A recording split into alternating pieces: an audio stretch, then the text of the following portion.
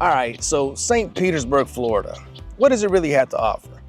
Well, from stunning beaches and artsy neighborhoods to flood zones and traffic, there's a lot you'll want to consider before packing your bags. So in today's video, we're breaking down the pros and cons of living in St. Pete in 2025. So whether you're relocating for work, retirement, or just better weather, stick around because what you hear today could make or break your decision.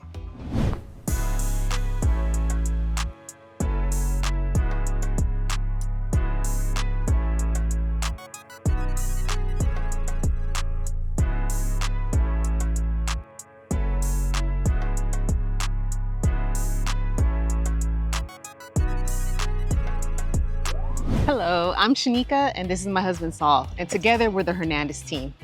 Welcome back to Viva Tampa, where we help you discover what it's really like to live and move to the greater Tampa Bay area.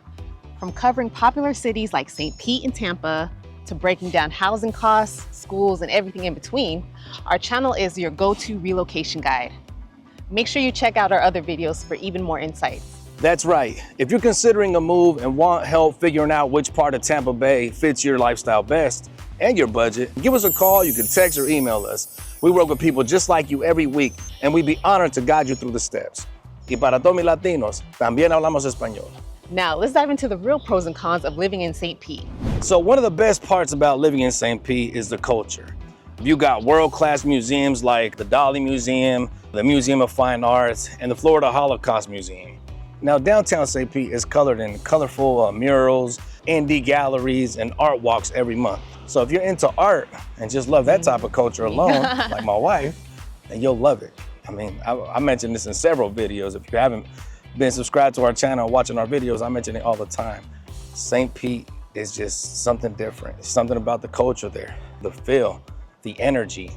To this day, still my favorite city in all of Florida. Yes, even over Miami, Orlando, Tampa, some about St. Pete. St. Pete is just amazing. The city really invests in creative spaces. The Warehouse Arts District has expanded dramatically in the past few years, attracting not just artists, but also creative entrepreneurs and small businesses. It's one of the reasons St. Pete has been called one of the most arts-forward cities in all of Florida. And with new art events launching every season, like the second Saturday Art Walk and the annual SHINE Mural Festival, there's something that connects the community year-round. It's nonstop. For creatives, this city is not just a playground, it's home. Con number one, higher flood risk and insurance costs. With all that beauty and coastal charm comes a serious con, flood risk.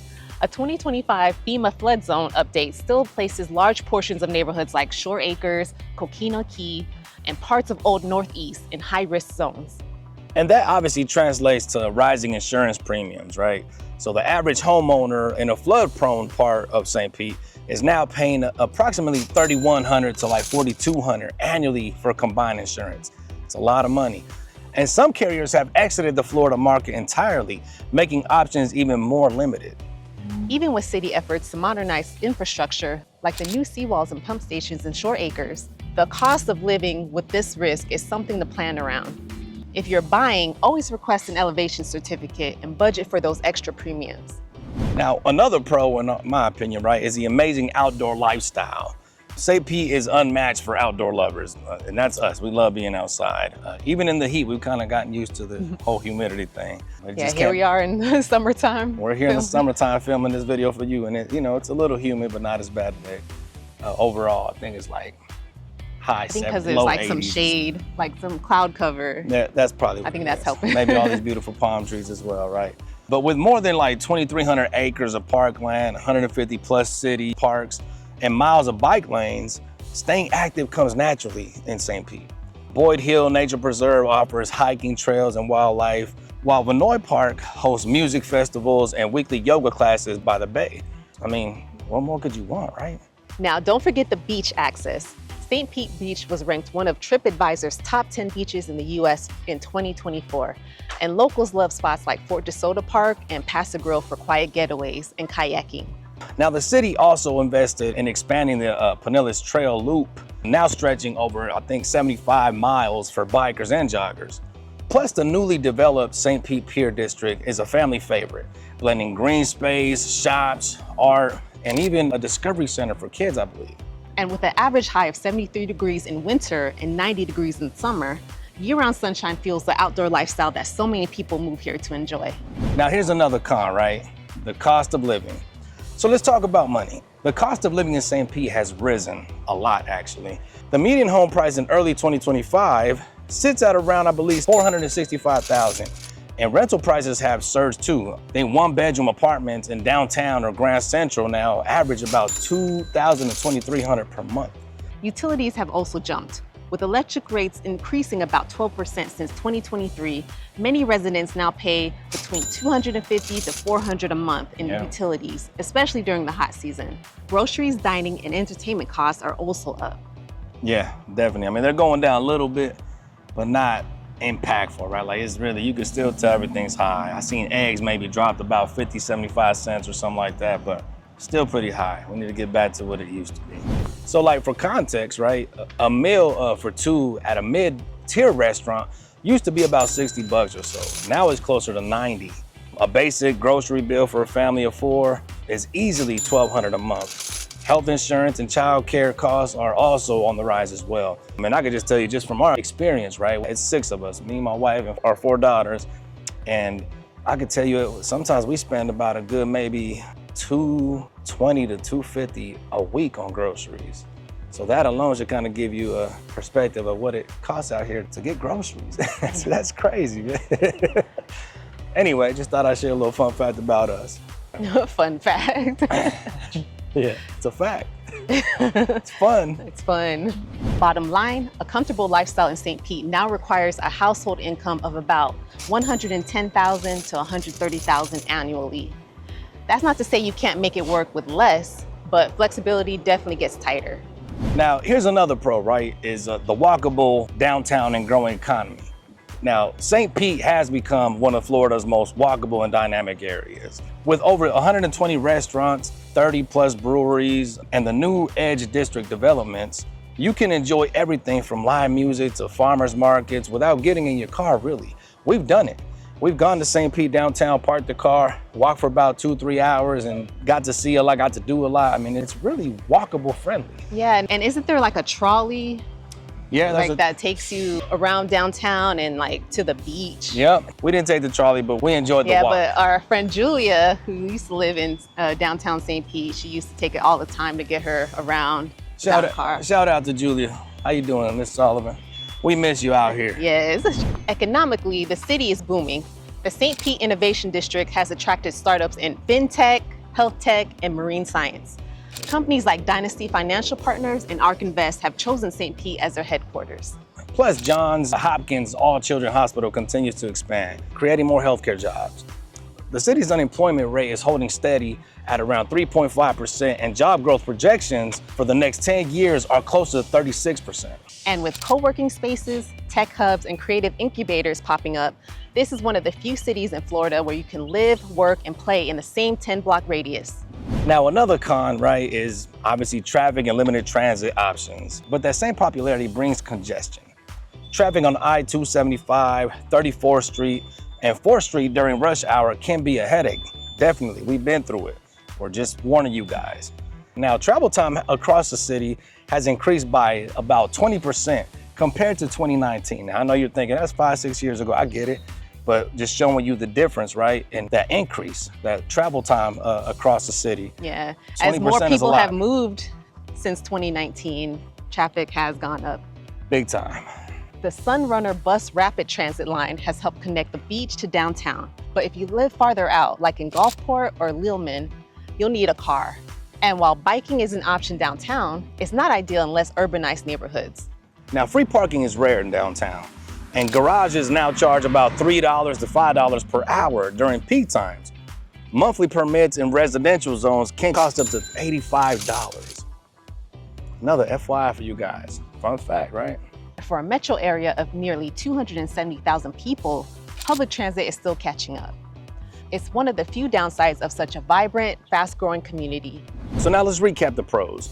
You get incredible arts, outdoor spaces, a walkable downtown, and one of the most promising job markets in Florida. Plus, there's a deep sense of community here that's hard to find in bigger cities, let's be honest. And on the flip side, be ready for higher living expenses, flood insurance, traffic challenges, and the realities of living in a high demand area. But for many, St. Pete's charm and quality of life make it all worth it. Now, we make these videos so you guys can kind of get an idea, a perspective of what it's like to live in these cities. But ultimately, it's really up to you, right? We don't know your finances. We don't know what your likes and dislikes. We don't know what you guys will consider a pro or a con. Everybody's different. I can tell you, moving from Colorado, even just living in the Tampa Bay area, right? Been to Sarasota, Bradenton's another great city we love. Been to Miami, been to Orlando, been to a lot of places out here in Florida. I love St. Pete because of the culture. And if you haven't heard me say this before, I'm gonna tell you now. First time we came to St. Pete to visit, it was at night. New from Colorado, we were visiting. And all I heard was music. Beautiful restaurants around downtown, St. Pete, near the Pier actually. And I remember hearing that music and I said, oh my God, look, there's people over there just dancing in the street. I think it was outside a church or something, right? No, it's outside the Museum of Art. Okay, I'm sorry, that's where it was. Outside the museum, and people were just dancing. And we're walking the sidewalk and you hear that Latin music, right? Latino music, just, I believe it was like salsa merengue. They were dancing to something. And I just seen how everybody was happy. Everybody was smiling. We walked by the sidewalk, they were trying to get me to dance. They just waved me in, I said, uh-oh. But I loved it. I loved the culture. It was beautiful to see. Everybody's happy. People just enjoying their meals across the street in those restaurants. It just seemed like it was normal. And obviously, being from Colorado, we don't experience that. So seeing that just had me thinking like, man, this is nice. And we just spent more time in St. Pete because I love the feeling. I love the energy there. Yeah. And every time we go, it's always a great day. I've never had a bad experience in St. Pete, ever. And we've been there multiple times. We always enjoy it. People are nice. The weather's always great. Yeah, there's always like a festival going on. Always something. We go there for something like a festival and find out across the street they have 2 or 3 different other things. And 2 blocks over here, you're gonna find this. And a mile left, south from that, you're gonna find, it's just like, man, there's always something to do there. Museums. I love it, yes. Parks. And even when we used to go there just to go on a walk, the view, just, oh my God. Yeah, we used to do a sunrise walk. And yeah, we would go to the pier, like right when the sun was coming up and watch the sunrise. Beautiful. It's beautiful. I mean, if that didn't motivate you in life, I don't know what will. But again, we do these for you guys. We know what it's like. For those that are maybe considering moving to St. Pete, I'm telling you now, it's amazing. So we hope this gave you a full picture of what it's really like to live in St. Pete in 2025. Every city has its trade-offs, but knowing them up front helps you make the best decision for your future. That's right, and if you're thinking about relocating to St. Pete or anywhere in the Tampa Bay region, give us a call, text, or email us. We'll walk you through the process and help you decide what fits best for your needs and your goals. Yeah, we also have a free consultation link at the bottom in the description box. That's right, free. We don't charge for that. And the consultation is simple. It's just to determine if we're a good fit for you or whatever. And yeah, learn about your goals and what you're looking for. To see how we can best support your journey, absolutely. Also, don't forget to check out our other videos on cost of living, best neighborhoods, and real estate tips. And make sure to like and subscribe so you never miss an update. Take care and stay blessed.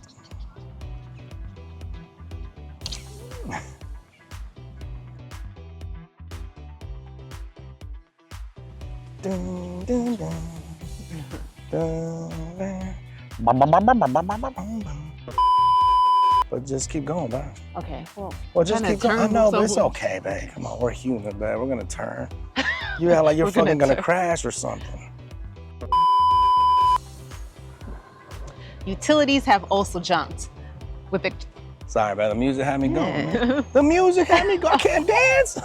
Let me be serious, y'all. Utilities have also jumped. You're drunk. Or maybe I was. I don't know. Shout out to Julia. How you doing, Miss Sullivan?